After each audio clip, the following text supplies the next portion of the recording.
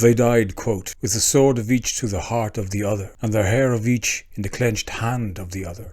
So goes the account of two warriors at the beginning of the Battle of Clontarf in 1014, fought between the Irish and the Vikings. And this is a short story about the Vikings in Ireland. The Vikings, also known as Danes and Northmen, began raids from Scandinavia and Ireland in 795 AD, when islands off the north and west coasts were plundered. And here at the monastery of Old Kilcullen in County Kildare is the reality of such raids.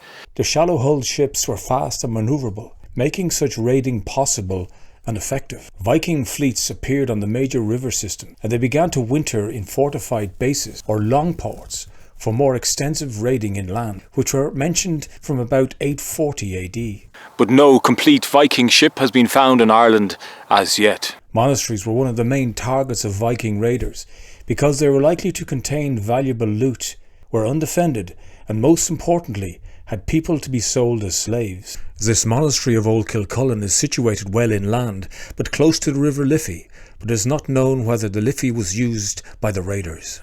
This monastery was thought to have been found by St. Patrick in the 5th century, and it was raided by the Vikings in 936 and in 944. The annals of the Four Masters record that in 936 1,000 people were taken by the Vikings. But there is some evidence of the fight to avoid slavery. And this is the stump of a high cross, and you can see an image. This is supposed to be the image of a Viking lying on the ground. This is his head here, and this is the abbot, thought to be MacTall, and he's using his tool called an adze to chop the Viking's head off. And here's looks like a crozier, a bell. So this is the abbot getting his own back on the Viking raiders. Several Viking longports, including Dublin, Waterford, Limerick, Cork and Wexford, grew into Ireland's first towns during the 10th century, a revolutionary development that helped transform Irish society, which up till then had only known monasteries as urban centres. Viking raids continued throughout the 10th century, reflected by the fear of one monk who said, quote, "The wind is fierce tonight. It tosses the sea's white hair. I fear no wild Vikings sailing the quiet main." But Irish resistance to them increased. For example, at the Battle of Glenmama in 999, which I have covered, and the Battle of Clontarf in 1014 saw large Viking armies defeated by the Irish. So to say Irish and Viking is quite a subjective term, because by then many Irish and Vikings had intermarried and joined each other's families and formed alliances to wage war on each other. So it wasn't a clear case of them versus us.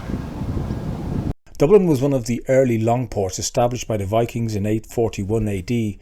Excavated pagan burials from the later 9th and early 10th centuries at Kilmainham and Island Bridge in Dublin contained the personal possessions of the deceased. Warriors were buried with weapons including fine swords, and the presence of weights, scales, purses, tongs and hammers suggests that some of the dead were merchants and craftsmen. Typical Scandinavian oval brooches worn in pairs on women's costumes tell us that Scandinavian women were also buried in these cemeteries. Houses in Viking Age Dublin had walls of wooden post and wattle, which were probably daubed with cow dung or mud for weatherproofing. But because of this, few wooden structures remain. By the end of the 10th century, the Vikings had converted to Christianity, and in many cases this fusion of Irish and Viking cultures makes identification of artefacts very difficult at this time. The term Hiberno Norse is used to describe the culture of the inhabitants of the Viking towns in the 11th and 12th centuries. Irish art was strongly influenced by the latter Viking ringerike and urn styles present on ecclesiastical metalwork of the period, such as croziers, bell shrines and book shrines. New trade routes through England and the continent into the rich markets of the Byzantine Empire and Muslim Central and Western Asia were opened up by Viking traders. The range of personal ornaments found in Dublin reflects the wealth and trade contacts of the city, which produced objects of amber, glass, jet, bronze, silver and gold. The term Ostman was used between the 12th and 14th century by the English in Ireland to refer to Norse Gaelic people living in Ireland. Meaning literally the men from the east, the Ostmen were regarded as a separate group from the English and Irish and were accorded privileges and rights to which the Irish were not entitled. They lived in distinct localities. In Dublin, They lived outside the city walls on the north bank of the River Liffey in Osmanstown. The Viking kingdoms of Dublin, Limerick, Waterford, Wexford and Cork, for example, did not survive the Norman invasions, but the towns themselves would grow in size and prosper.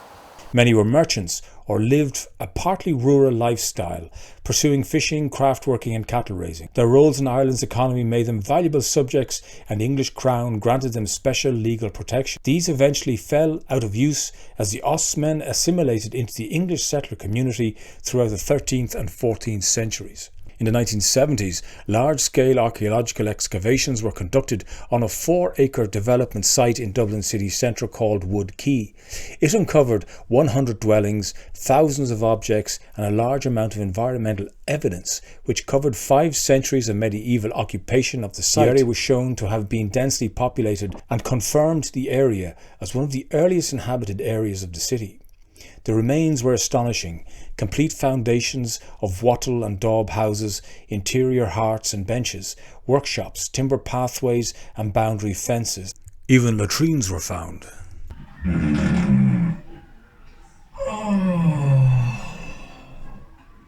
Well, even Vikings have to go. These finds, made during the excavations of the site, led to a significant public campaign to halt the proposed office development. The campaign resulted in a large protest march in 1978, attended by 20,000 people, and 52 protesters began a 3-week sit-in at the site. Over 80 cultural and social groups, including the Council of Europe, appealed for the site to be preserved, but work went ahead, almost certainly destroying further finds. In 1986, Dublin Corporation opened its offices on the site. When opened, one journalist cited the architect's admiration for the German architect Albert Speer as influential on the building's stark design. And never a truer word was said. Many remember the Viking as a horned, helmeted hardman, but the Vikings were more than just warriors. And thank you for watching.